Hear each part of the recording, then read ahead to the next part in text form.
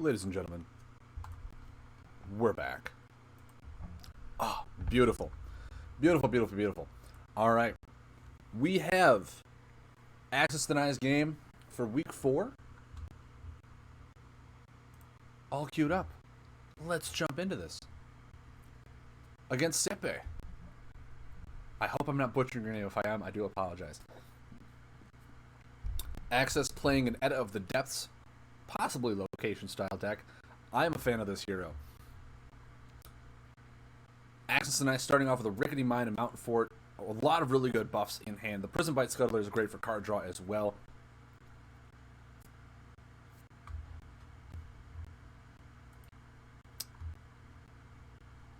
S-Darbs, if you're just going to comment on Hearthstone quotes, no reading needs to be done. No reading needs to be done to realize that, do you like to play with fire? We're a Lightseekers channel, man. We appreciate Hearthstone and all that it is. Give us some voiceovers for some of these cards that would play when you lay them. How about that? How about that? That would be awesome to see. Some voiceover lines for some cards. What would they say when you play them? I think that would be pretty cool. Anyway, back into this. Sepe with a Mantix Hatchlings coming down. Gonna start with that chip damage as much as possible. Access Deny not really having anything offensive against that Hatchling, so it is going to sit there for a while. We do have a Scale Fang coming down as well. Looks like Sepe going very aggressive on his part. Prison Bite Scuttler, 2 damage, potential 2 card draw in the future. Access just going to pass draw here as well, possibly, or a Rickety Mine could be coming down. Looks like the Rickety Mine is going to come down to try and counterbalance that Hatchling's 2 damage with the 2 healing over a while. Sepe, only 2 cards in hand, but looks like he's playing a very aggressive style. He may just decide to dump his hand, or he may pass draw here right now. It's still pretty early in the game. It depends on what his deck is going to do. Axis only has 3 cards in hand as well, so maybe Sepe decides to pass draw here, rekindle his damage, as his board is pretty strong at the moment right now. But we are actually going to see an Infected Wasp come down for 5 damage. Really hammering in that damage that Sepe can against Access Deny, preventing any sort of big healing that he can do that Mountain has access to. 2 healing from the Rickety Mine. Looks like we're just going to pass draw here. Picking up a Grand Statue and an Enchanted Soil. A lot of really strong location buffs, a lot of really strong healing and defensive stuff against nature's persistent damage.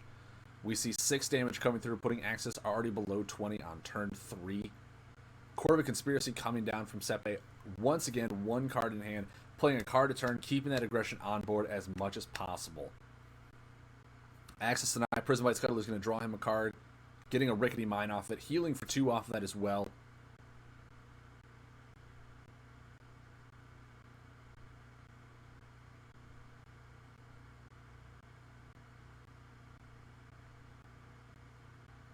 Laying a Mountain Fort, getting another location down, really preventing a lot of this damage coming through.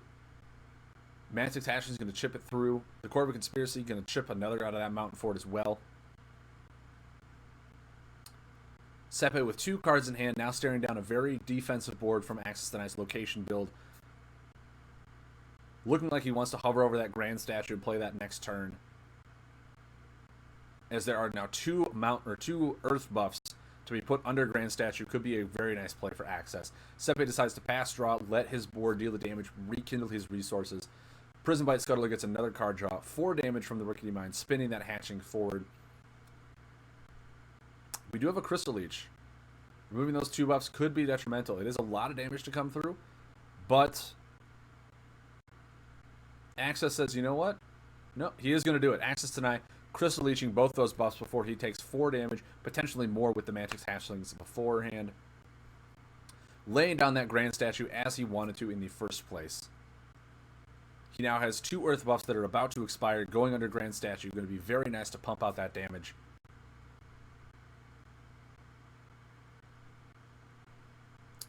Sepe with 4 cards in hand, no buffs on board. Really trying to reestablish his dominance here that he had early in the game.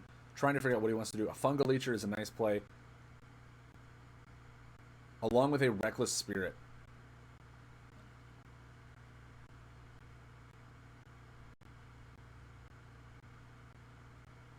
I would assume it's going to go on that Grand Statue to prevent any sort of recursion or steamrolling effect the deck is going to do. Mountain Fort is going to be the one to go, though. Maybe Sepe just thinks that any damage reduction that his deck is going to throw at him, we just need to get that damage through. It doesn't matter how much is going to be put under that Grand Statue. I need to make sure that I just get as much damage through as possible. Access Deny goes for the pass draw, picking up a Crystal Leech, knowing that he has an Enchanted Soil and a Rickety Mine in hand to counteract this plays for more defensive style, to heal back up. Sepe only with 2 cards in hand. Once again, not a lot of resources, but that Fungal Leecher is going to represent 4 damage. Going to lay a Wild Growth on board as well.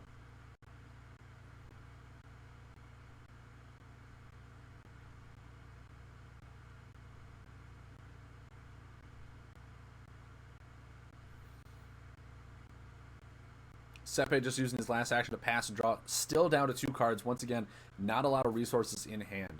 Looks like we're going to see an Enchanted Soil come down to heal, possibly even another Rickety Mine. But it looks like Access Deny is just playing his time, pass and drawing, letting that Rickety Mine do its thing. We have an Everrock Racer being picked up as well. Having that disrupt your opponent's hand could be very bad, but Nature doesn't really have a whole lot of attack cards, so there isn't a whole lot that he could potentially use for that. We do have Wild Growth that can hit for 3. We are going to see that come down for chip damage. Access Deny now sitting at 13, but that Enchanted Soil on board with the Rickety Mine next play. Just a lot of micro healing being played right now. Sepe pass drawing after the 3 damage comes through. Access healing for 2, going back up to 15. Playing that Rickety Mine as well, getting those location buffs down to use with Edda of the Depths. Now Everrock Trader heal or drawing for 3, having to discard a card, yes. But it looks like the Rockbound Twister is going to be the one to be discarded. Very nice, powerful damage increaser for a location style deck. But right now, his hand is very strong for what it is. Fungal Leecher going to do 2 damage, 2 healing. We could see another Wild Growth trigger here for 3, but it looks like the Bloomback Draga is going to step on the board, have that Wild Growth now hit for 4. If he decides to do it. Looks like the Vicious Scalefang is going to come down instead. Hit for 2 damage. Access Deny is now going to heal for 5 on the board, go back up to 16. Sepe with 1 card in hand to Access Deny 7. We're going to see a Crystal Leech come down here, removing the Draga and the Vicious Scalefang. Any damage potential that could come through.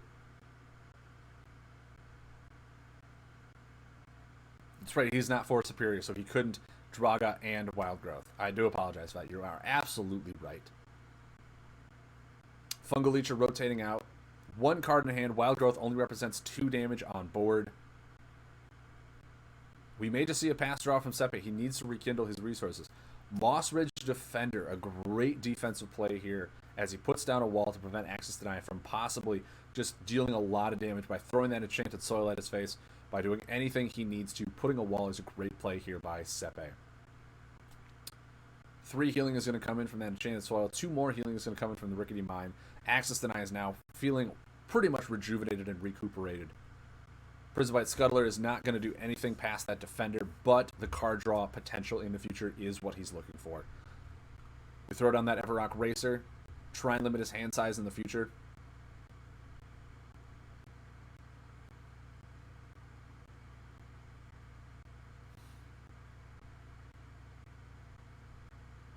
Sepe laying that Mantix Tunneler.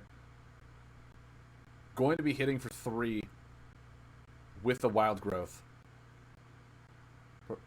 Actually, preventing that down to 2 because it is an attack ability. That Beacon is putting in work.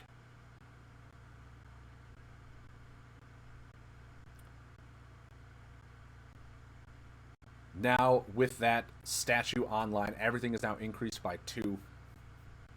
That Grand Statue is going to be pumping out an immense amount of damage for Access Deny. Looks like we pick up a Colossi Skybeam. Still early enough in the game where that will start doing some damage with the locations. We have a Mountain Fort, an Everrock Racer. Once again, just a lot of resources to be able to utilize with Edda of the Depths. Prismbite Scuttler is going to be drawing us a card next turn too as well. Sepe decides to pass draw here. No cards in hand. Not a lot of things he can do to this. Axis Deny has built up his board to an amazing extent. We have a second Grand Statue coming down with so many Earth cards in hand to utilize that Grand Statue with.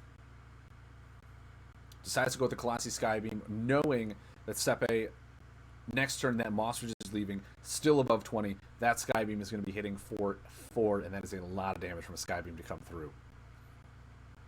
Sepe is still trying to figure out how to get through that beacon. Still to push damage. Axis Deny has gone all the way from 10 back up to 19. Sepe needs to find a way to push the damage through with this outstanding board state that Axis Deny has been able to build of just constant location buffs.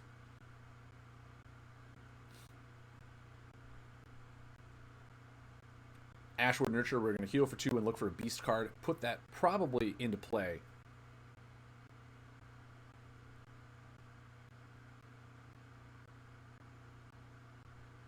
Going to pick up a Corvid Conspiracy.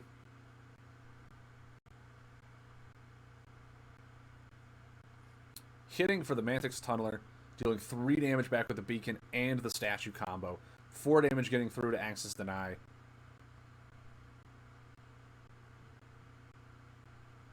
Really tough matchup here.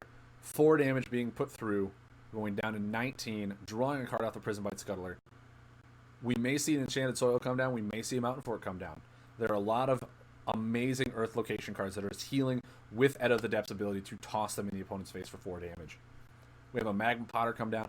Magma Potter in this deck is actually really interesting because there's so many Earth buffs to be able to discard for increased damage. Also, removing a lot of the Earth buffs to then put under Grand Statue. It's a really interesting and synergistic play for the Magma Potter. Corvid Conspiracy is going to come down, try and get any damage that it can through. Is that Mantix Tunneler going to be... It is going to be activated. 3 more damage to Sepe, and 5 damage coming through after the reduction is being placed. Axis Deny is now at 10, but the Enchanted Soil is now on board, which is going to slowly heal him back up.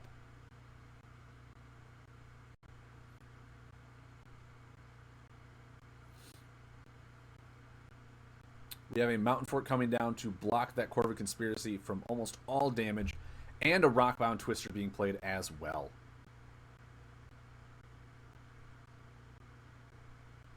Oh, really, TS? I didn't know that.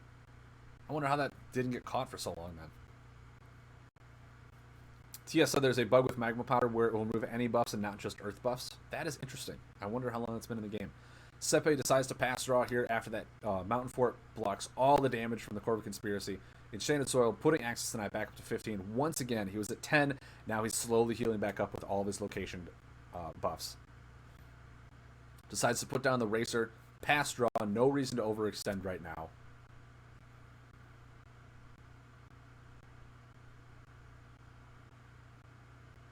Oh, it returns them all to the hand. I thought it removed them. Never mind, there's a lot of constant Earth buffs out on the board. Sneaky Creeble, dealing 4 damage. How did that increase? Oh, because the Rockbound Twister. The Twister increased it by 1, because it is a location. Sepe is now at 12. Magma Potter is going to hit for an immense amount of damage here.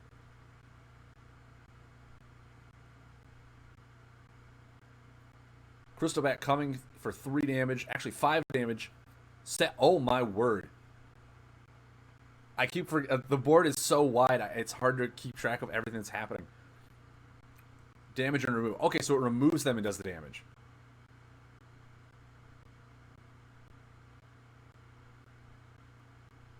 How much damage did that Magma Potter just do? How many? I gotta look back at this. I gotta see how much that Magma Potter did. That is an amazing card in this deck. I think I really like it. Did 13? Wow. That is outstanding.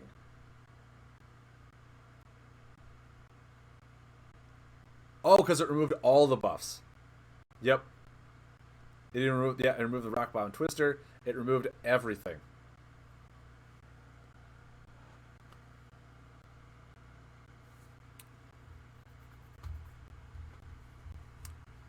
But that was a very, very well constructed deck by Axis Deny. Very well done. Very good game. The Magma Potter, even though it is bugged, he only had 5 health to deal. The Magma Potter would have been enough to clear out the game. So I will not say it's a bugged victory. That is a clear victory by Axis Deny against Sepe. Going into game 2 here, Sepe still sticking with nature. Axis Deny going to Astral now.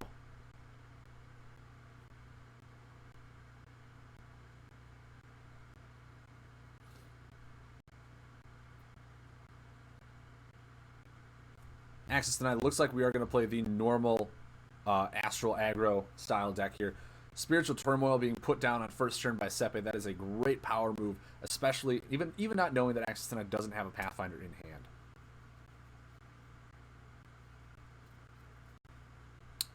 Telestra Priest, 2 healing, 1 damage, 1 card draw. Just keeping that card draw engine going. We now have a Gravity on top. Passes draw the second one. Looking really nice with that Impatient Scholar. Spiritual Turmoil, dealing 5. Sepe may pass draw here. He has 2 cards in hand, but we have seen his playstyle before where he wants to play a card every turn. Keep that aggression on. We do see the Mantix Tunneler come down.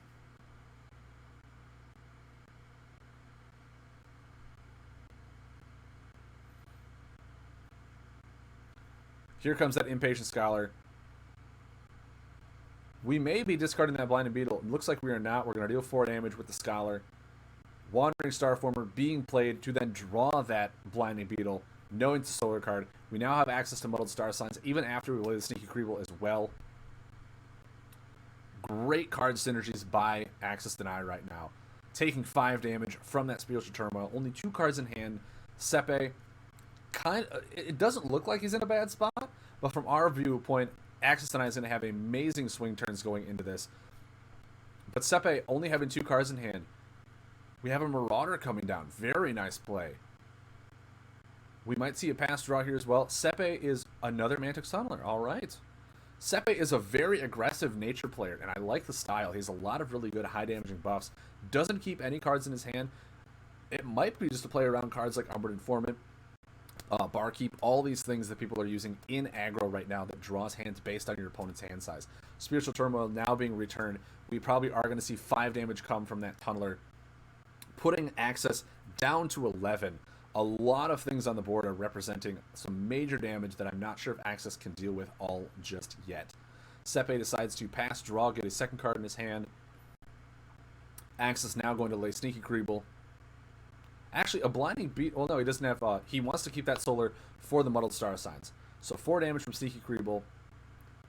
And a Lunar Shrieker to pull that card back. Very nice. And then the Blinding Beetle is going to come through, heal for 3, move 2 attack cards back. No attack cards in Sepe's hand.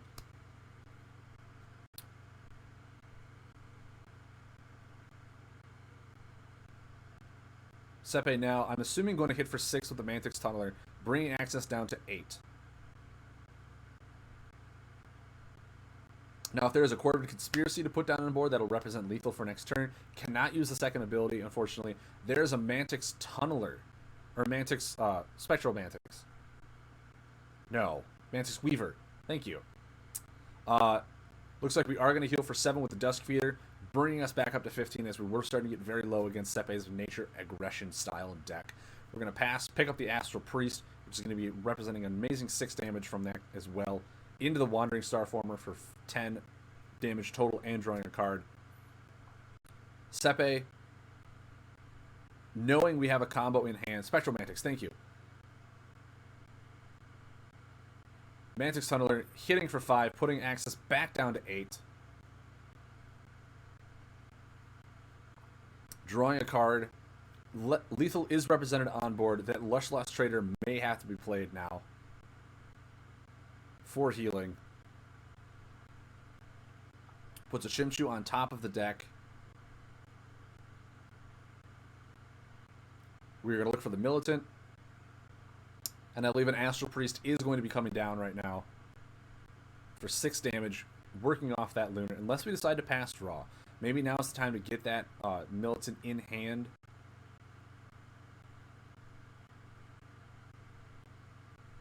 But it looks like we are going to go Astral Priest for 6 damage.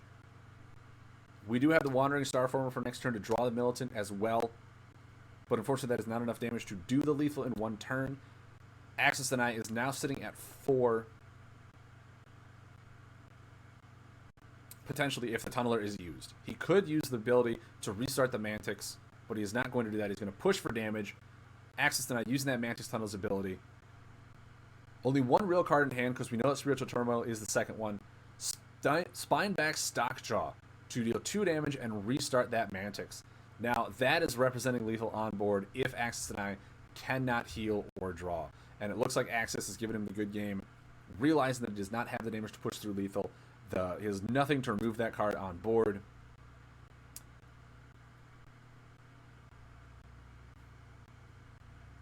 Nine damage coming through. Both opponents down to 2. Unfortunately, Access Deny so close, not being able to heal or find a way out of this. Nature's board state was very overwhelming. That first turn Spiritual Turmoil, doing 10 damage early on. It was an amazing power play by Sepe with his aggro-style nature deck.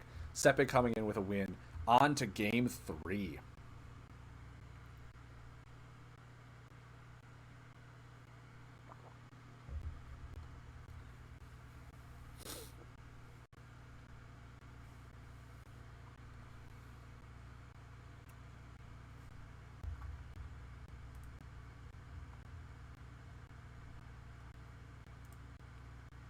As we see Access Deny sticking with Astral, as it is his last deck to play. Sepe is now moving on to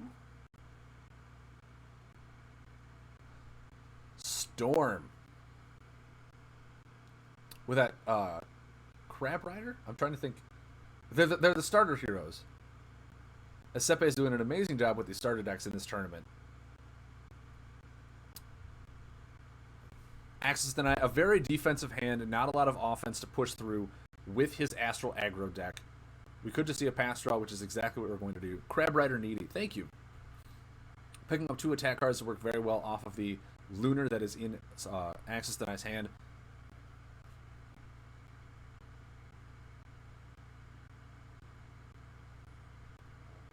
Sepe attacking with a Living Cloud, a great attack from Storm with no buffs on board for Access Deny. Pass draw, once again, Sepe's style of playing a card, drawing a card. Seemed to do him pretty well last game. Looks like Storm is going to have the same tradition. We're going to have a Chimchu Militant come through for 5 damage. We are going to see that Wandering Starformer come in. 4 damage more, drawing a card, really keeping our tools full. Picking up another Lunar card. We have a lot of defense in hand, not a lot of offense. Access Deny might want to start doing anything he can to pass draw, anything he can do to draw cards so that he can stay in this game. An Umbron Marauder coming through for Sepe as he is now lower on health, dealing 6 damage to Access Deny. Sepe wondering if he should play another card or just pass draw. 4 cards in hand, doesn't seem like Sepe's style. Sepe is going to pass draw though. He's going to do the 1 card a turn, draw, keep his hand and resources very well for the Storm style deck. Lush Trader is going to be played for 4 healing, looking for a Chimchu card. It looks like we're going to look for...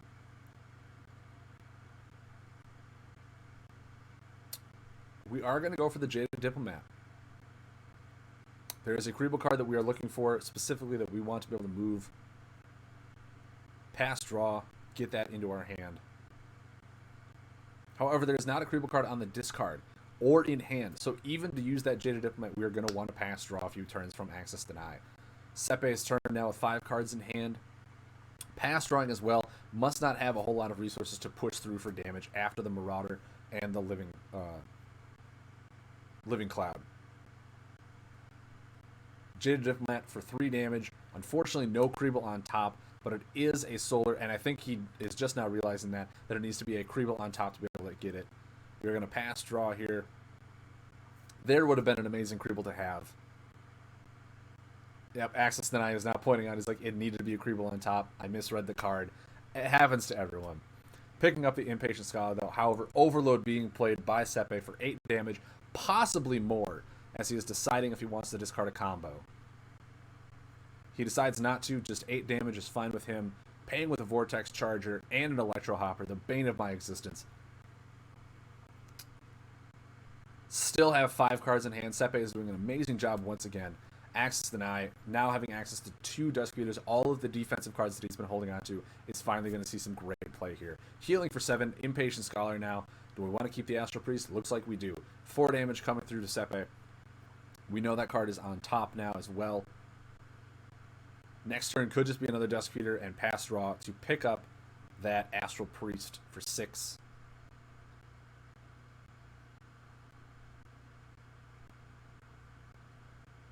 Sepe with 5 cards in hand at 14. Not too threatening right now. I think Planetary Alignment is the highest Astral can do at this point in time in one turn, or without getting additional actions from Chimchu abilities. Sepe is going to pass draw here, still looking for stuff to do on board and from hand to put Access Deny away. Access Deny is actually just going to pass draw that Astral Priest. 2 Astral Priests coming. Very nice back-to-back synergy. He's already pointing out his turns. 6 damage, 7 healing, into 6 more damage. He's got it all planned out. Very good back-to-back attack and defense synergies going on right now. Sepe with now 7 cards in hand. A lot of decisions to be made. I know the Storm deck for the beginners is very well forward. Murky Waters, as he is now above 20, dealing 12 damage to Access Deny, putting him down to 7. Access giving him well played. That Dusk Eater is definitely going to be played now. 7 healing, back up to 15. And an Astral Priest coming through, putting Sepe down to 8.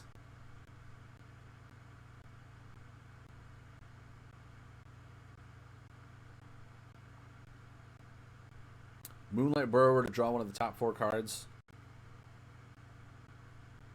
Getting Astral Priest back online could be the best play for Access Deny right now. Sepe needs to find a way to heal or really start going aggressive on his damage.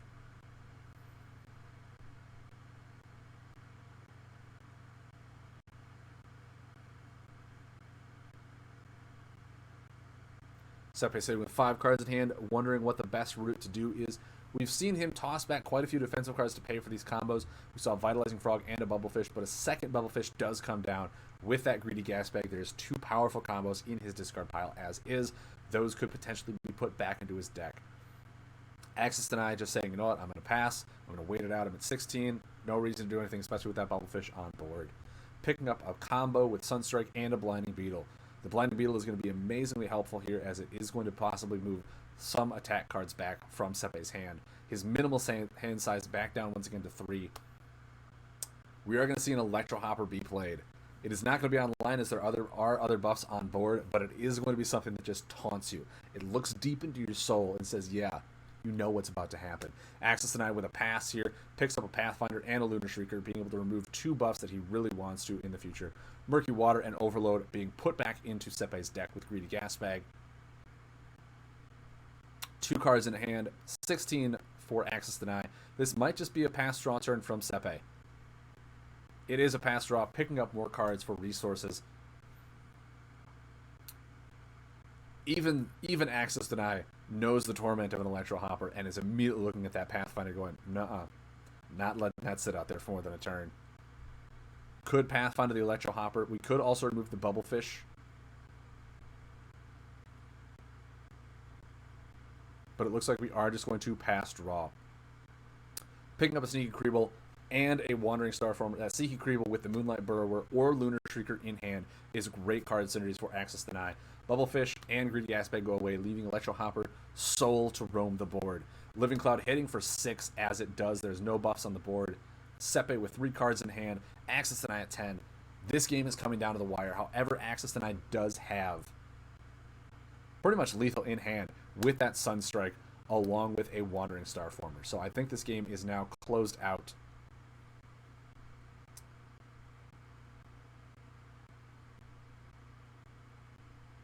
He was hovering over Blinding Beetle, trying to play a little defensively, but I think he's now realizing that the damage in hand is enough for lethal this turn with the additional action that Sunstrike has to offer.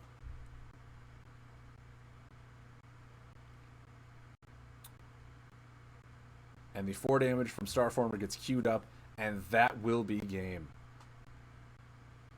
Sepe playing an amazingly aggressive style Storm deck once again. Access tonight, unfortunately, having, well, not unfortunately for him, but unfortunate for Sepe, having all of the defensive tools starting in his opening hand, being able to combat that back to back and stabilize in the game until he can dwindle Sepe down. Very good games. Very good games by all.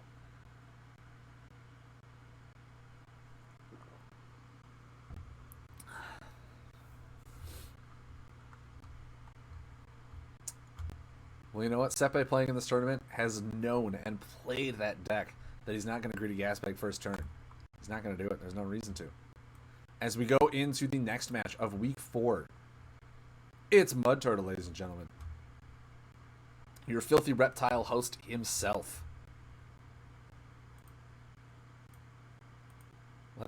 There we go. We are playing with a Death Hunter against Tyrannos. Very interesting build here. We do see a Crystal Scepter being played for Rocky Regeneration to allow the Crystal into Mud Turtle's deck. Corvus Conspiracy coming down first turn, as we do want some of those animal buffs on board. Soul Thief in hand, being able to play at any time while that Corvus Conspiracy rotates out to put the Death card under the Death Hunter. H-Man the man, sitting with 5 cards in hand on his Tyrannos build. Going to put down a Draga Scorcher. Very impactful fire buffs. Very impactful instant damage coming from the mountain build itself.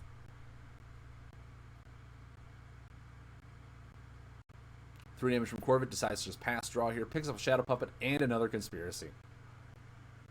6 damage going to come through from H-Man the man.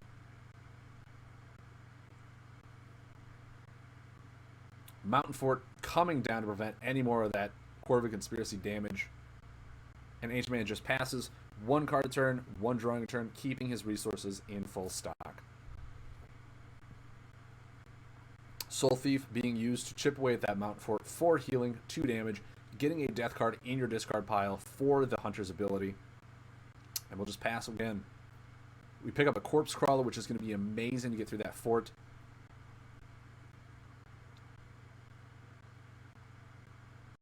H-Man the man decides to pass draw here. Not really need to put a lot of pressure on with his Tyrannos build, probably playing a little more defensively against the Death Hunter. We are seeing another Corvette Conspiracy come out and a Corpse Crawler. 1 damage kills that Mountain Fort right away, making H-Man the man defenseless unless he puts out something else.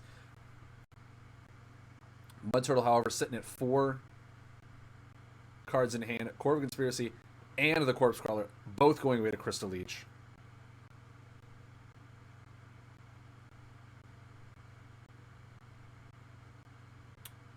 Corvette Conspiracy is going to put the Soul Thief under his hero, finally triggering his ability to activate soon. Not much else, though. Probably pass, draw. Umbra and Barkeep is a great pickup here. Spectral Ward, unfortunately, is not allowed to be played because he does not have a second death card in hand. Mud Turtle, biding his time, playing it very defensively. A Mountain Breaker is going to come out for H-Man the man. Still has 6 cards in hand, now up to 7. That Umbra and Barkeep is now online for Mud Turtle, which we can already see the mouse cursor is queued over right away.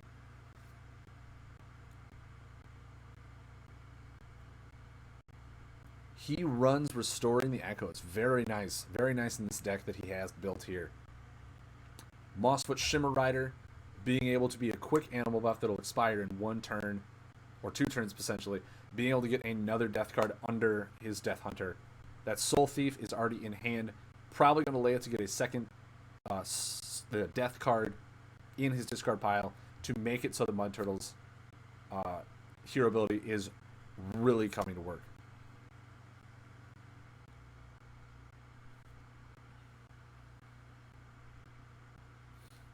As he does have more than 8 cards in hand, or less than 8 cards, 5 damage coming through, 4 damage or 4 healing, 2 damage with that Soul Thief.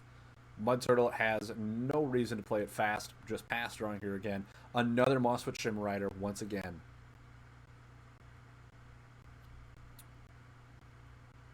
Three damage, 3 healing from H-Man the man. We might see a Shimmer Rider next turn, and then a Crystal Scepter to be able to put Restoring the Echoes online. And if that is the case, we're going to see a massive board tempo swing from Mud Turtle extremely early in the game. Picks the second Soul Thief, as Corpse Crawler is a buff that he could be putting into play. But it looks like we are not going to see that just yet. We do pick up a Vicious Scalefang and a Shrine of Death. Now, Shrine of Death is an interesting card to see in this deck. I don't know the entire deck list, but it looks like maybe played with the Mossfoot Shimmer Rider will heal him for 5. I'm not sure what other buffs with corners that are large enough in Mud Turtle's deck that would make Shrine of Death. Did you send me a deck list? Let me check this out. You did. It's right here. It's just in photos. That's why I didn't see it.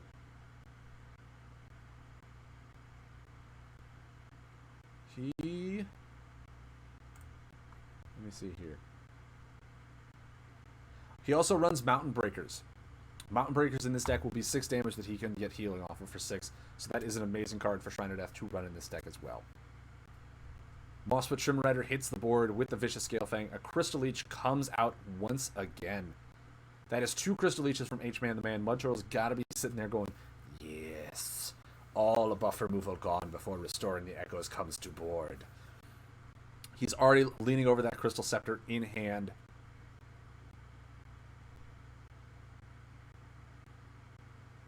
But it looks like he's just going to pass draw. No reason to go fully extend. There's the Mountain Breaker with a crystal off the Crystal Scepter. That Shrine of Death is going to look pretty nice for a 6 damage, 6 healing.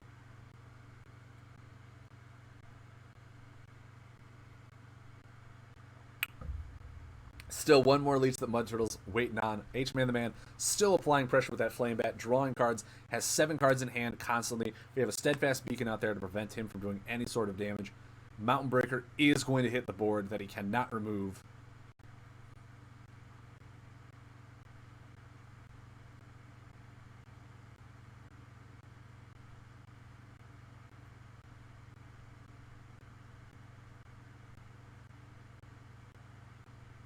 H-Man the Man actually decides to pass, goes up to 9 cards in hand, must not have a lot of aggression to put on towards Mud Turtle. There has been a lot of defensive cards coming in as well.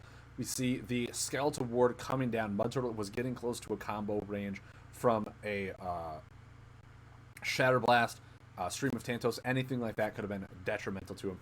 Picks up that Shrine of Death, which is actually the card he wants to see right now, with that Mountain Breaker coming to its 6th corner soon.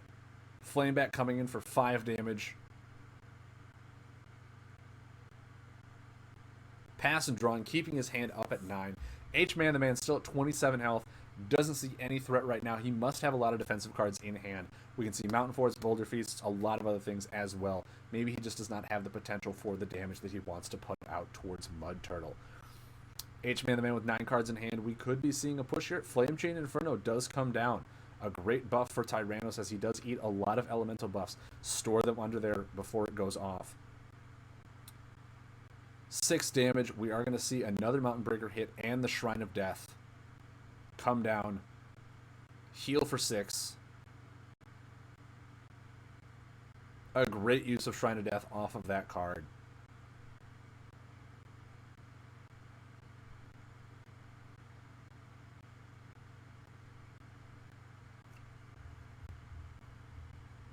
Another Flame Chain Inferno is going to hit the board. With a Colossi Idol in hand, and no combos can be laid. However, that Umbron Barkeep is looking way more advantageous than any combo Mud was ever going to play. Drawing 2 cards, healing for 2. He does have 2 Shadow Puppet in hand. There's a Tantosian Blacksmith with his 2nd Crystal Scepter. Looks like we're just going to pass draw. Picking up Spirit Barrage. 3 hybrid combos. Mud Turtle, it must be the wealthiest person in the world in this deck. Sitting there with all the money in his hand. We have a Mimicking Magmite coming down with that Flame Chain Inferno.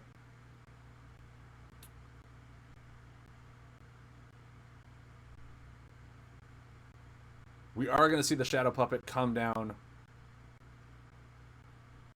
removing both of those Infernos, making Mimicking Magmite. As we see H-Man the Man shouting out rage.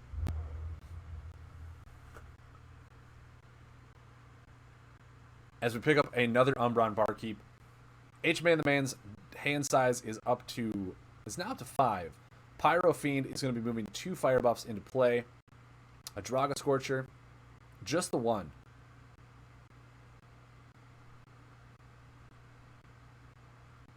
We could see a pass draw here. H-Man the Man has not been showing vast aggression. He must be building up for something or just trying to play more of a tempo game.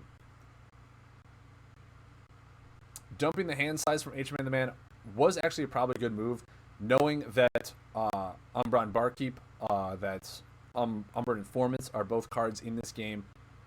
We could have seen a Shrine of Death to heal for 6, but instead we were going to pass. Pick up a Shadow Puppet instead. Shrine of Death with the Mossfoot Shimmer Rider is not a bad card either, as it is 5 damage, 5 healing. H-Man the Man thinking about eating that Magmite for 4 health. It is an elemental. At least I think it is. Correct me if I'm wrong. I think it's an elemental. He is going to remove the Magmite to heal for 4. Keep himself stabilized in this game, as he's not quite sure what Mud Turtle's board is going to do. We have a Colossi Gateway hitting the board. There are a lot of elementals in H-Man's discard pile right now. However, unbeknownst to him, Mud Turtle does have a Shadow Puppet in hand. He's going to remove the beacon and that gateway, putting H-Man's board down to nothing after that Draga Scorcher rotates out, and a Shimmer Rider is going to follow up that Shadow Puppet. He's at 5. There's no way he can get to 8 as far as I'm aware. Shrine of Death is going to heal for 5 as well, unless that one gets removed. There's the Crystal Leech, the third one that Mud Turtle was waiting to bait out. He is now immediately hovering over Restoring the Echoes, knowing that his time to shine is now.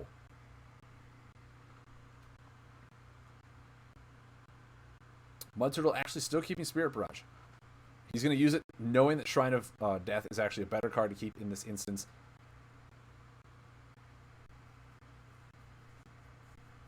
At the end of his turn, he's going to draw a Mountain Breaker, and he's going to put in a Shimmer Rider and the Skeletal Warrior that were just removed, healing for 6. H-Man the Man is sitting there wondering, where's all my Crystal Leeches? Why are they in the discard pile? H-Man is sitting down a Mythic Hybrid combo. Putting down a Prismatic Armor is an amazing play. It's going to reduce a ton of damage coming in his way, and whenever Mud Turtle lays a card, he will draw a card. No damage goes through. Mossfoot Shimmer Rider, well, 1 damage does. Pass, draw. We're going to put 2 more buffs into play. A Mountain Breaker and a Mountain Breaker are both going to come into play. Fortunately for Mud Turtle, those are going to be bypassing through the Prismatic Armor, as they will rotate 1 turn afterwards. Prismatic Armor is going to sit there and make sure that H-Man the Man does not take anything that could be surprisingly lethal here.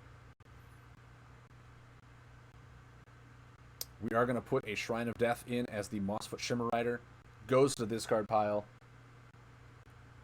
Mud Turtle is going to pass once again, not allowing that Prismatic Armor to give him any more card advantage. A Shimmer Rider is going to once again be put into play, and that looks like it. Restoring the Echoes was an amazing card here. Swift Pyre, 3 damage, knowing that Mud Turtle does not have any sort of damage prevention. Restoring the Echoes finally goes away. 5 damage to H-Man the Man, being rejected down to 1. Mud Turtle might just pass draw here as well. No reason to lay a card into that armor. Picking up a Vicious Scalefang and a Mantix Hive Guard.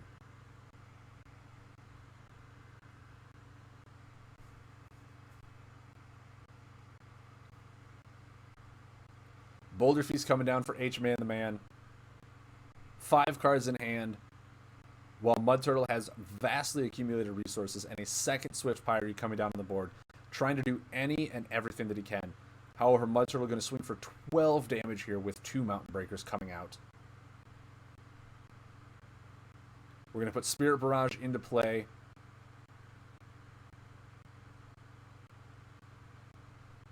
Two damage. H-Man the Man now has to discard a card from his hand. He discards Inferno.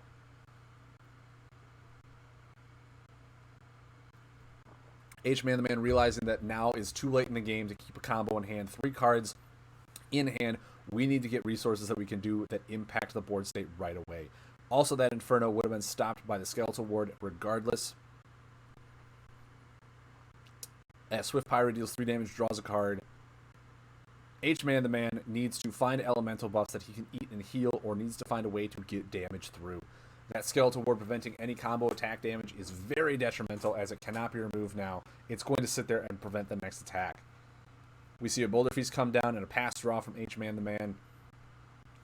However, 2 more damage and another discard from that Spirit Barrage is coming in.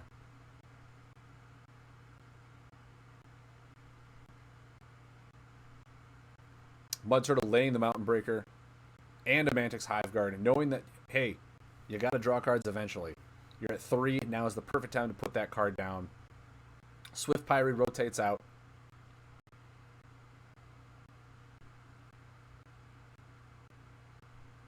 H-Man the Man draws his cards while he can before that Hive Guard has the ability to restart.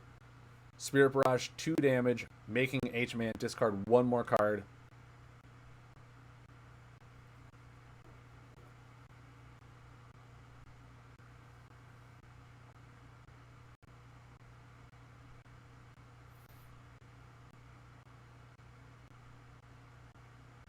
Discarding a Draga Scorcher.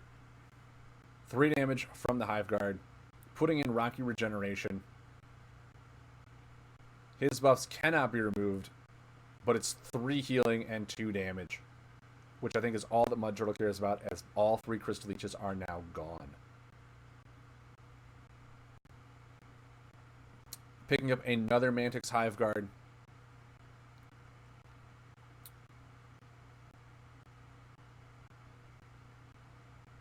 Enchanted Soil coming down for H-Man the Man. Maybe a few turns too late, as we are now at 3 cards in hand. He's going to Prison Bite Scuttler. That Hive Guard sitting at 1 more corner is going to be very annoying for H-Man to deal with, as he needs to draw cards to come back into this. And I think Mud Turtle is just going to go ahead and use the Adriac ability, knowing that Mountain Breaker is lethal.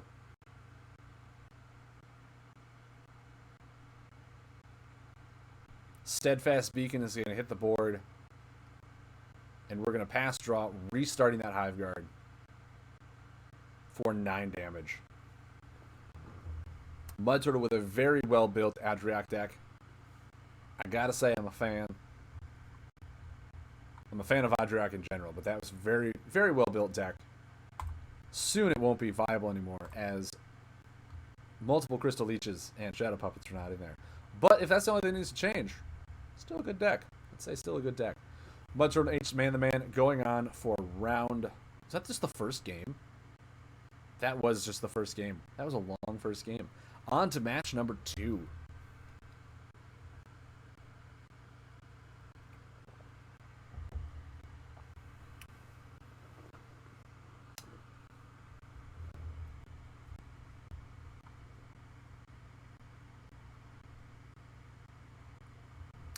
Mud Turtle going to Ferris. After that 16-minute game, I think it's time to see a 2-minute game. Mud Turtle says to himself, as Ferris did not get banned. Going into H-Man the Man's Tyrannos build.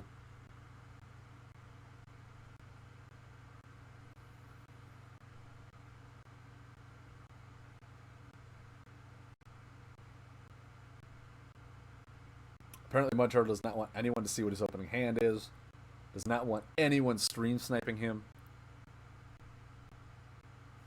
Finally gives the hello. H-Man the Man lays a Mountain Breaker. First turn. I think Mud Turtle will have a very similar opening.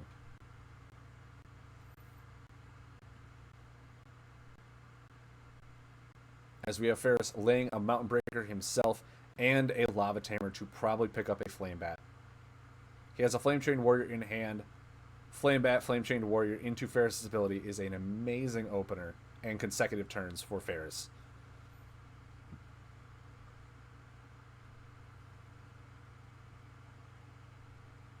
Now, H-Man the Man sitting at 4 cards as well. Going to pass draw.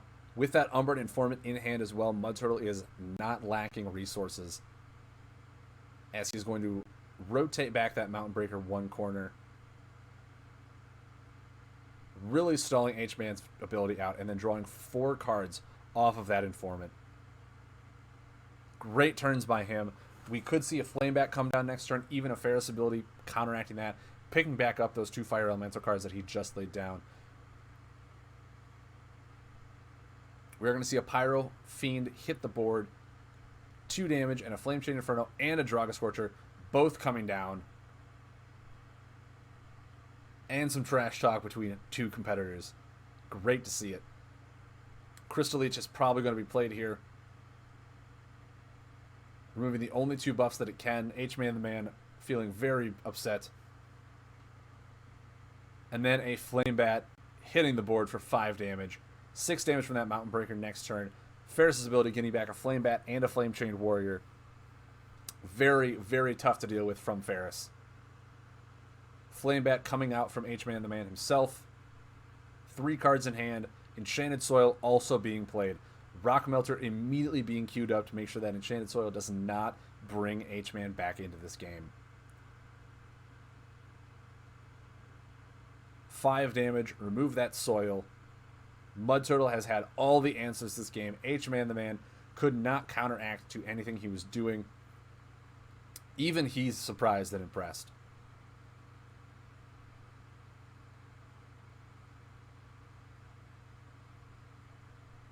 Boulder Feast, we could be seeing him. Can he eat the Mountain Breaker? It says it can't be removed. Yeah, so I don't think he can. So he takes the Boulder Feast. Mud Turtle here. Crystal Bat. Into a pass draw. No need to use the Ferris ability just yet. Unfortunately, picking up a crushing ability he cannot do. Oh yeah, it's corner 4, it can be removed. You are absolutely right. H-Man the Man might have missed out on 4 healing there. Probably wanted to pick up the card draw instead. Passes his turn for H-Man the Man. Getting 4 cards in hand. Mud Turtle is spamming that pass draw turn. Picking up 2 cards that are a card draw in itself. Great pickup from Mud Turtle to be able to re-come back into this game. Crystal Bat, 3 damage, 3 healing, bringing them closer to similar. Umbron Barkeep, 2 damage, 2 card draw. We have a Stream of Tantos and a Crushing Blow. Looks like Ferris' ability is going to be coming into play here real soon. Thinking about it, you might just want to pass draw. There's no reason to rush this.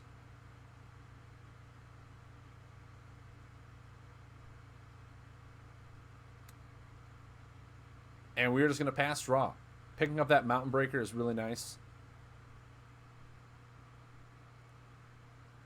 Steadfast Beacon hits the board again. Mountain Breaker looks like it's going to hit the board. Are we going to see the Ferris ability this turn? Or are we going to Boulder Feast? Looks like we are going to Boulder Feast, heal right back up. Letting that Mountain Breaker sit out, do its thing.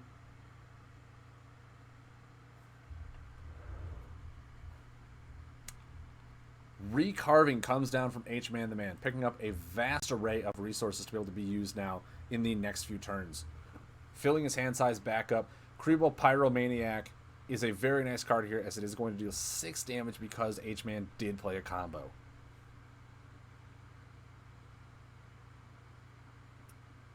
So 5 damage because the beacon will prevent it. Umbran Informant now drawing 3 cards. Great use of card draw in this. Picking up 2 Flame Bats and a Boulder Feast. We have a lot of potential damage coming through from Mud Turtle himself. Flame Bat coming through from H-Man. Still in this game. Passes draws, keeps his hand size up to 5. Flame Bat going to hit the board for 4 damage after it gets through that beacon. And Ferris ability now comes through, picking back up other Fire Elemental resource cards. That Mountain Breaker is going to hit for 6. H-Man the Man needs to be defensive right now. He needs to lay another Boulder Feast, put in a Mountain Fort. He needs to do something to stay alive.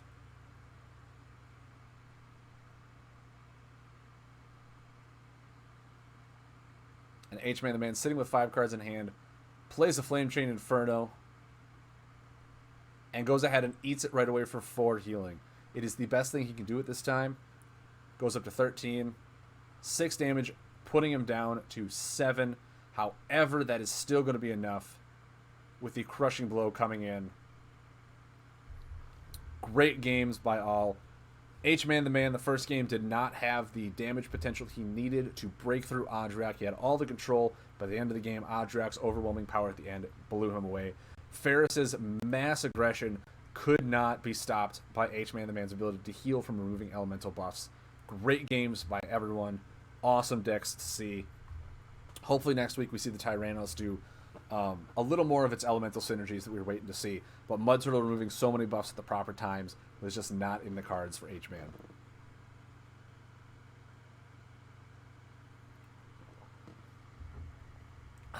And the last video. We did do... Yes, we did do Accesses first. The last video we have here is Lightseeker Cecilia versus Lurker 300. We have Cecilia playing the Talia Shadeborn deck.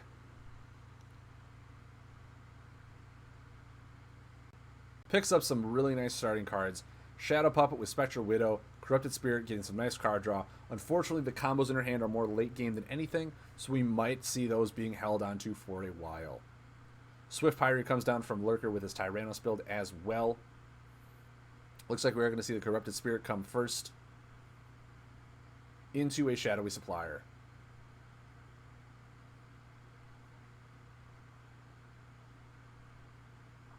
Lurker dealing 3 damage, drawing a card with that Swift Pyre. Immediately putting down the Prism Cannon as well. And pass drawing. No reason to overextend on this board. Let the buffs do the work as they rotate through. Cecilia, wondering if she should overextend into a second Shadow Supplier, decides to pass draw. Picks up some really nice buffs in the process, with Bone Reaper having Spectral Widow already in hand. Lurker taking his time, playing it casual with the Prism Cannon on board. Pass and draws his turn. Trying to look for resources, probably a Crystal Leech to remove that Shadowy Supplier. Another Shadowy Supplier comes down. And a Bone Reaper is going to hit the board. So we have 3 buffs on board for the first Shadowy Supplier. Does Lurker have the Crystal Leech? He picks up the Mountain Breaker, which means Crystal's been used, so that Shadowy Supplier is going to go off. Pass drawing as well. Cecilia is going to draw 3 cards here. Does not pick up the Shadow Puppet. That Prism Cannon is going to swing for 8. She lays down a Covetous Shade. Wants to lay down the Spectral Widow, but realizing she's not Poison Supremacy, decides to pass draw here. Picks up the Shadow Puppet. Unfortunately, 1 turn too late. That Prism Cannon is going to come through for 8 damage. She cannot interact with that Mountain Breaker. Swift Pyre coming down, pass drawing. Syrup Lurker just playing it nice and casual.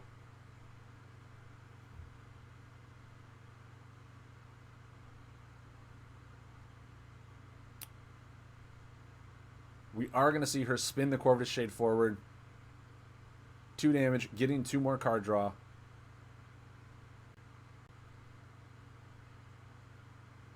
Possibly a Bone Reaper coming down. Spectral Widow hits the board. Shadow Supplier will not only draw 2 cards, but I think her hand size is going to be okay with that.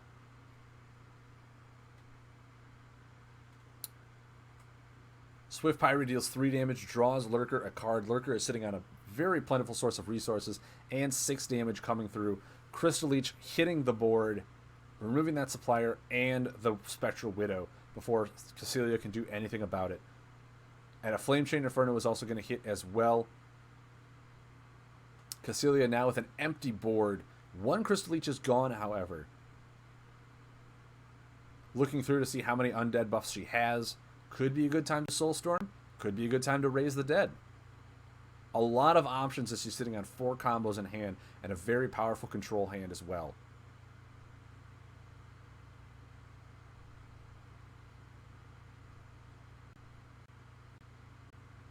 Looks again. She's got 1, 2, 3, 3 shadow buffs, or 3 undead buffs. Decides to lay Soul Whale.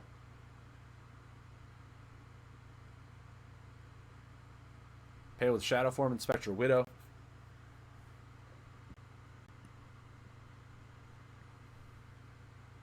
Next turn, she can Bone Reaper for 6. Have a really nice synergistic turn with Talia's ability. After doing so, there will be 4 in the discard pile, 4 undead. So raising the dead is going to have a major impact on the board if she lives long enough. We do see Enchanted Soil being come down from Lurker. Lurker's board looks very pro-dominant right now. Mountain Breaker is going to be stored under that Flame Chain Inferno. We're going to see a Soul Thief hit the board. 4 healing, 2 damage, and a Shadow Puppet. Removing some of those very threatening buffs. Lurker is now the one with no board at the beginning of his turn. Cassilia having a very powerful Soul Whale on the board as well. Lurker puts down yet another Prism Cannon, representing 8 damage in the future, as no Shadow Puppets are in Cassilia's hand. This could be a very slow kind of matchup here. Raising the Dead is only going to bring in 3 undead buffs, but at this point in time, that's probably all that needs to be put in.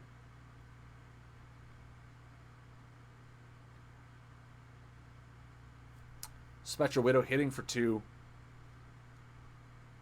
Down to 1 card in hand, but it is a Bone Reaper, and with Soul Whale on board, as I said, represents a lot of damage.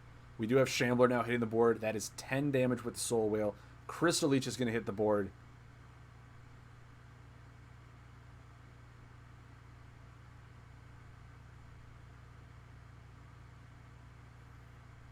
We see the Shade and the Spectral Widow go down, keeping the Soul Whale up.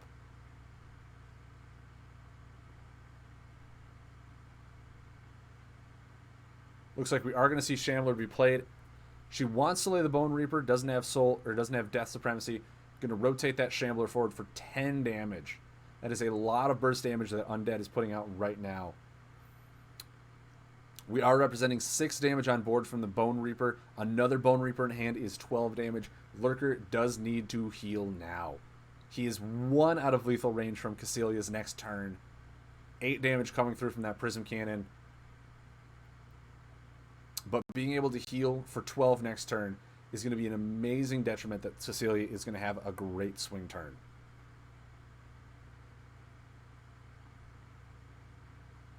We're going to see 6 damage and 6 healing out of that Bone Wraith. Or Bone Reaper. Pass draw. Okay. Duskblade Tome and a Spectral Widow coming down for Cassilia. Cassilia is now at 12. Molten Inferno comes down 3 damage, putting her at 9. Going to prevent some healing in the next few turns. Now might be the turn to Bone Reaper surprise for a 12-point swing.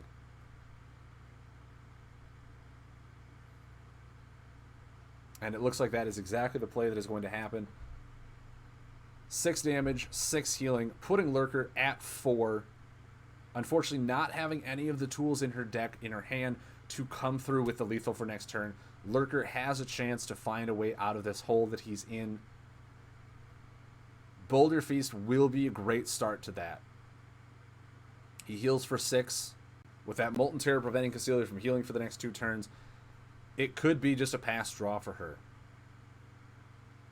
Looks like it is. We're going to pick up a Sipit and a Corrupted Spirit. That Corrupted Spirit is huge here.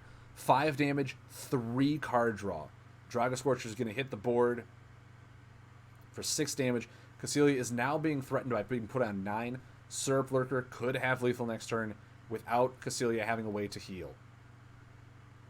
That Wall of Bones is a huge pickup for her.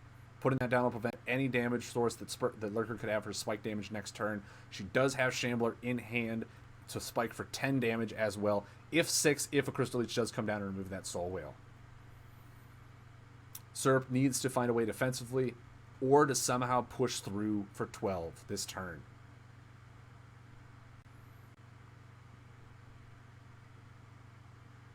Looks like he does not, and this game is going to go to Cassilia. Very brutal back-to-back games, or back-and-forth games from both sides, but it does seem that Talia Shadeborn, with that Soul Whale on board, is just too much damage for Lurker to take. Great games, great game. On to round 2.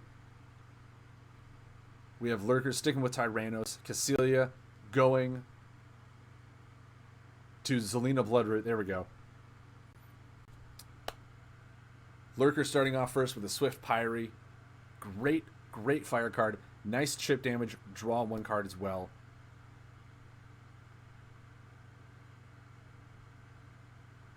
Cecilia decides to pass and draw a roaming zombie. With the Lush Lost Behemoth is a very fun synergistic plays to do here. Prism Cannon is going to hit the board again. Cecilia, playing Nature, does not have a lot of buff removal in her deck unless she splashes in an item. So going wide on buff boards here could be the best play. Having a roaming zombie into an Ashwood Diva is an amazing, amazing card play by Cecilia here. Lurker putting down that Mountain Breaker. Pass drawing, keeping the board presence strong while keeping his hand size strong as well. Great things to see. The roaming zombie is going to hit the board. Question is, does he have the Crystal Leech?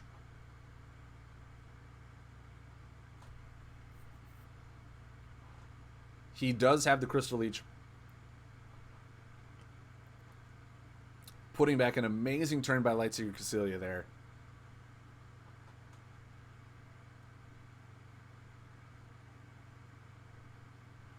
We are going to see a Wall of Bones be dropped here, preventing any additional damage from that Prism Cannon that can be put out into a pass, hoping to find something to be able to utilize and come back into this game. We pick up the Reckless Spirit. We're probably going to see that being used next turn on the Flame Chain Inferno to make so that that does not swing off and get a lot more damage than it really needs to. But instead, we're going to see a Bane Bloom. I guess there is no reason to immediately do the Reckless Spirit. Wait till a few things get under there. Make it so he has false hopes, and then it just comes in. We pick up a Shrine of Death off of the card draw of the Bane Bloom. Second card draw is an Ashwood Diva.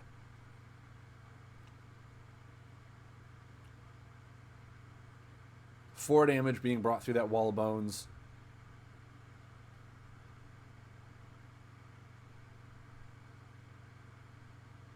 Lurker just pass drawing. Doesn't need to apply any pressure. Doesn't want to overextend on his board, especially with that Wall of Bones in play.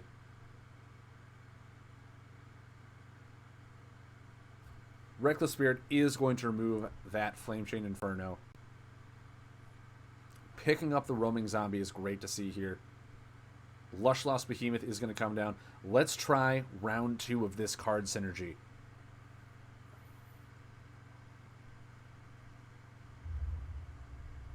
Enchanted Soil is going to come down and start micro-healing it back up with another Prism Cannon.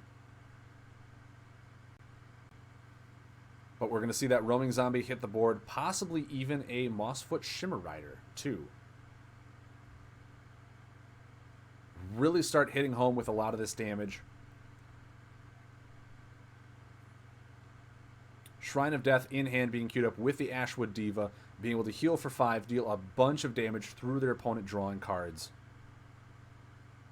A second Mountain Breaker hits, no Crystal Leech is coming down this time. And Lurker passes, taking 1 damage from the card draw. We can already see Cecilia homing over that Ashwood Diva, just waiting her opponent to draw cards. Taking 2.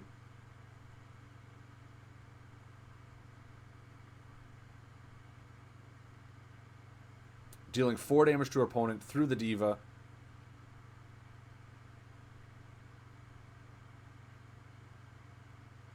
Now, are we going to see the Beast Tamer come down?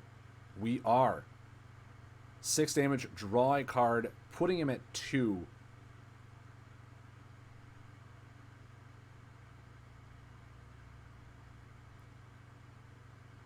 Healing back up to 5. Crystal Leech is going to come down, removing the Behemoth and the Roaming Zombie. Boulder Feast is going to come down as well. Lurker now being very defensive, realizing that spike damage was expected, but not to that extent. Thinking about a Spirit Barrage, we're going to probably Reckless Spirit the Prism Cannon, realizing that is going to put us very close to lethal.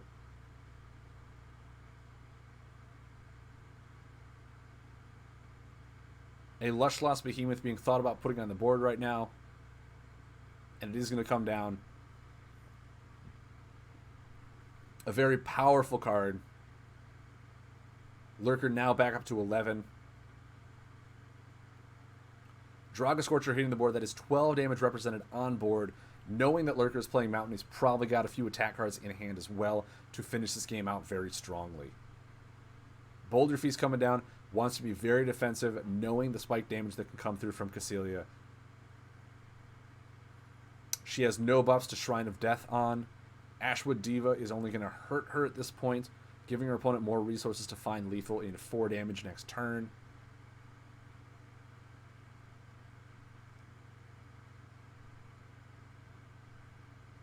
Decides to go for the Rigor Mortis play.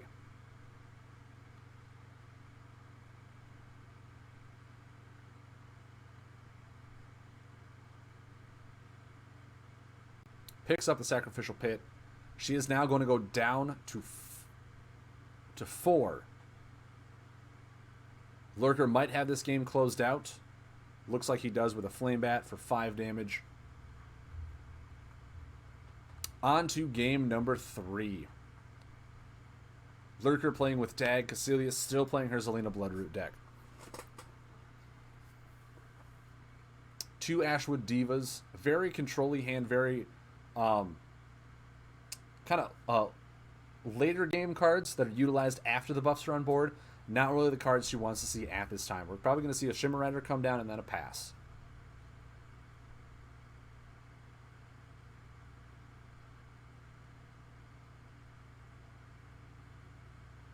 Picks up a Bane Bloom. Bane Bloom is a really nice card here, but Tinkerbot is going to come down for Lurker.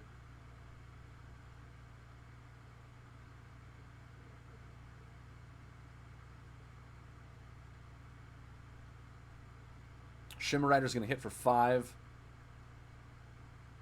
Bane Bloom is going to come down as we'd all expect. Bane Bloom is, in my opinion, probably one of the best nature combos at the time right now, because card draw for nature is very important. Picking up a Spineback stock draw is good right now. Second one is another Ashwood Diva. She has all the cards she wants for later in the game. Right now, she needs to find a way to draw through her deck without giving her opponent as much resources with those divas. Bane Bloom is going to be a nice card to do that as well.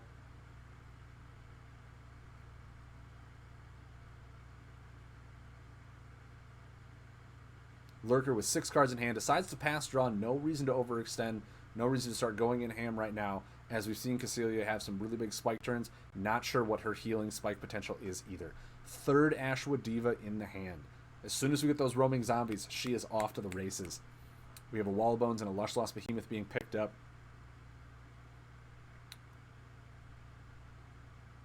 We do have that Reckless Spirit for any other buff that Lurker wants to put down. Tinkerbot is not really one that is worth removing. It's more you use it in conjunction with other buffs. So she's probably waiting a little bit to see what other buffs they're going to start putting down. Lurker 300 with an amazing Scrapworks Bruiser into the Umbron Barkeep, drawing 2 cards. Very good use. Now Cecilia's going to draw 2 cards as well. There is her roaming zombie. So now she has the Lush Lost Behemoth. She has the roaming zombie. She has every little piece she needs. All she needs to do now is hope Lurker does not have a Hammer Down Enforcer.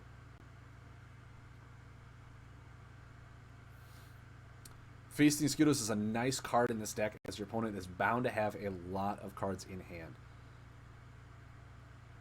It might be a roaming zombie into a Reckless Spirit to remove that Bombling turn next turn.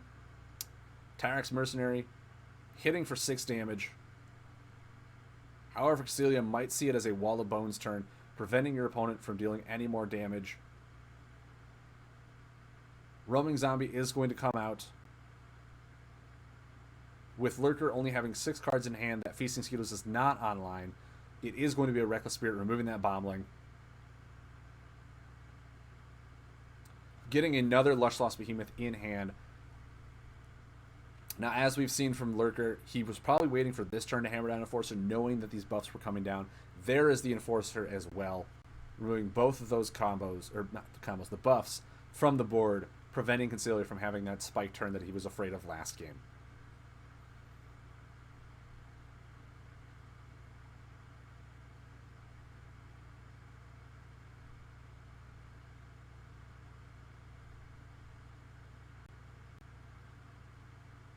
We do see the Mercenary being dropped for 5 damage, Wall of Bones being come down, and a pass draw as well, picking up another Lush Lost Behemoth. Still no roaming zombie in sight, unfortunately.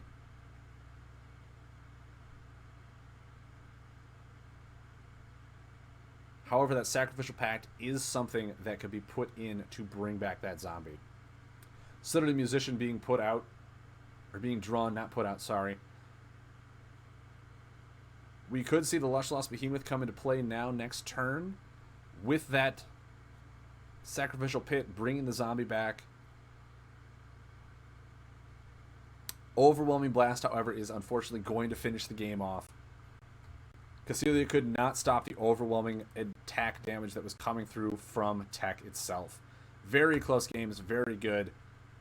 Lurker finding those Hammer Down forces in the right times to remove the synergy that was going to be played by Cassilia.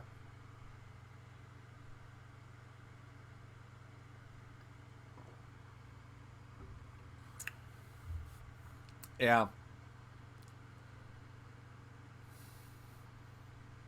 I mean, that's the thing, is giving your opponent resources against you is just, it's sometimes too detrimental. It's too detrimental to give them free turns. It's just something you don't want to do. You really don't want to do.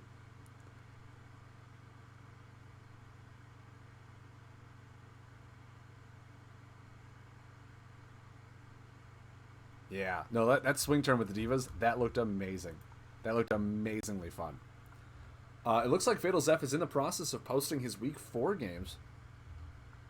So if we just wait a little bit, maybe they'll be up.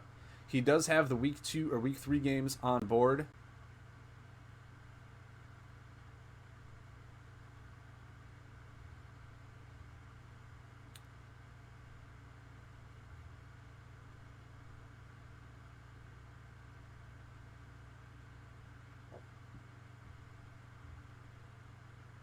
Oh!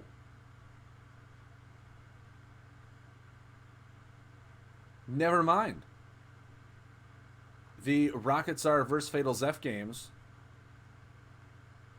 are being posted now for Week 3. Oh, man. I am loving the content, OFC. I am loving it. I hope you guys are enjoying it, too. I hope it's not just, like, me talking over other people's games that have already been played. I hope it's at least enjoyable content for you to watch and be like, yeah, this is amazing. Go tournaments. So we have Fatal Zeph with Week 3. Rocket Tsar. Oh, Week 4 matches. Okay. Okay, yeah, I was going to say, I thought we already saw his Week 3 matches. Okay. Rocket Tsar, are you guys already done?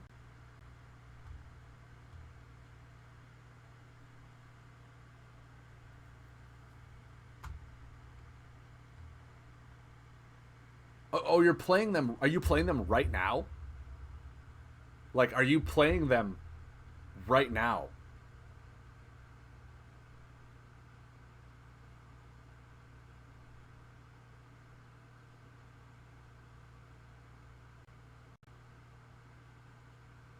So you're playing them and then uploading them and then playing the second one?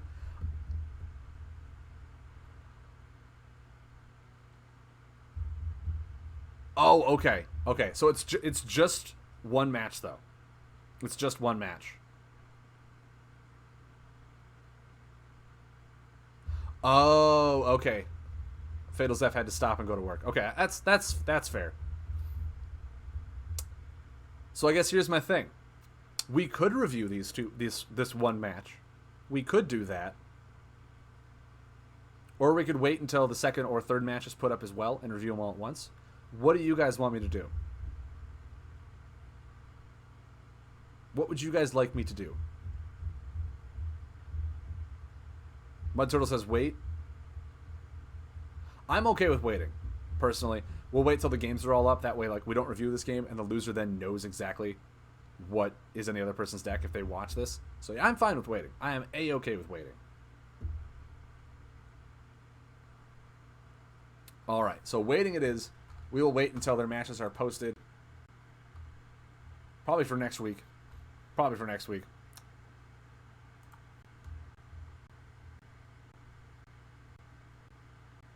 Had, what, 2.5 hours of games? I mean, yeah. Yeah. All right, I'm gonna take another quick break here, and when we come back, we're actually gonna play. We're gonna play some. I think I saw Cecilia shared a deck that she was working on with Bumbler.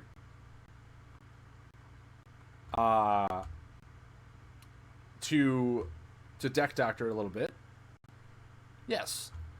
I'm trying to remember. Since last week, has anyone else shared a deck doctor with me? Because I know Cecilia just shared one with me this morning.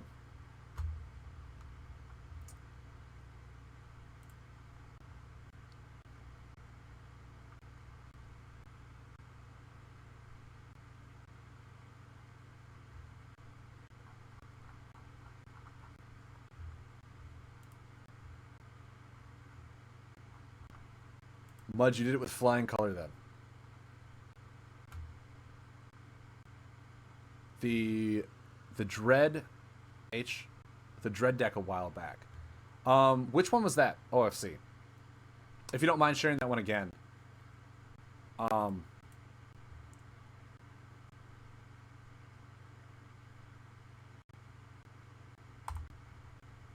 Hold on, let me see if I just looked through. You haven't sent me a whole lot of messages, so it might just be this one. It the your Is this your Captain Rotbeard deck?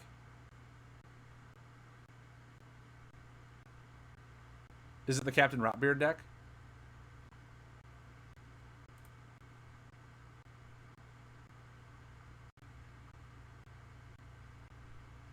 Because I do believe I did deck doctor that one last week. If you haven't seen last week's episode, I did do a Rotbeard deck doctor last week, and I think it was yours. I can show you the deck that I came up with to kind of help you a little bit. But I do overgo a little more discussion on it last week. If you're looking for the details on what I did and the reasoning as to why I did it, but I can definitely go over that.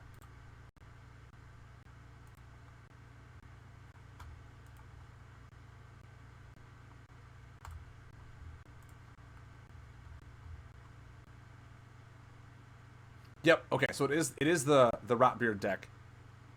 Yeah, I can show you the deck list that I came up with, and I can kind of give you a little bit of reasoning as to why I did it. More than happy to do that for you.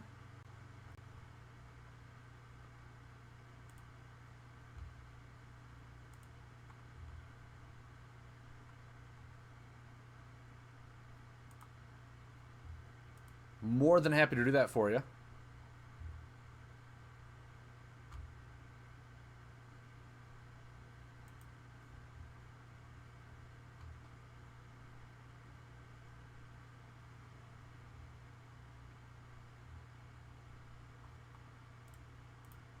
You guys give me 1 second. I'm going to take a quick break. And when we come back, we're going to play some more Lightseekers. So don't go anywhere.